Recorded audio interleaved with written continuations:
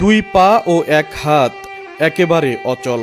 শুয়ে থাকতে থাকতে শরীর যেন পাথর হয়ে গেছে।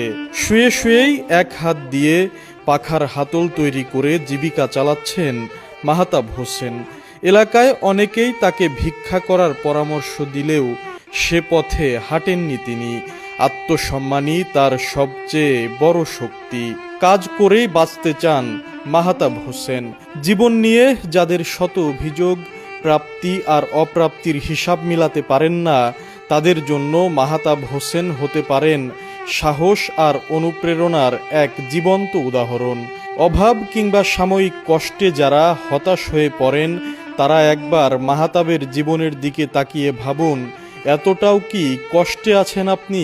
এই 40 বছর বিজনেস কত হচ্ছে 40 বছর বিজনেস হওয়াতে যে হাতের কাম এক মাথার বেল্ট খাটা করি, করার পরে আশপাশে মানুষ কিনে নিয়ে যায়, দুটো চেয়ার দর করায়, তখন দেখা যায় যে নাই তো কিছু, বাড়ি ঘর কিছু নেই আমার, এতে বাপ মা সব মরে গেছে। তখন ওই করি কি 5টা ডাট বেশি 100 টাকা, 5 বেশি 100, ওই সাইডে আটা বাটাই না খাই, তার কিন্তু হাত বাড়াই না, হাত বাড়াই না। হ্যাঁ, হাত বাড়াই না যে কে ভাবনি কী করি মানুষ। হ্যাঁ, নবীর শিক্ষা করে নবীক্ষা, এইটাও আমি নিজেদের চিন্তা করি।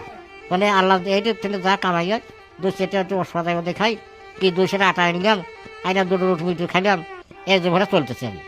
হ্যাঁ, যেমন বাড়িঘর তো কিছু নেই, বাপ মাও তো মারা গেছে। আসলে কথা ইতিমি অসহায় অসহায়, ঠিক আছে, তো এই অবস্থায় যে চলতেছি। এই ডাক্তার আর ফাঁকে নেওয়া লাগে না, ওই বিভিন্ন এলাকা থেকে জানে যে এরকম নকশা কাম জানে, কথা বুঝছে, তখন এসে টেহার দিয়ে নিয়ে যায়।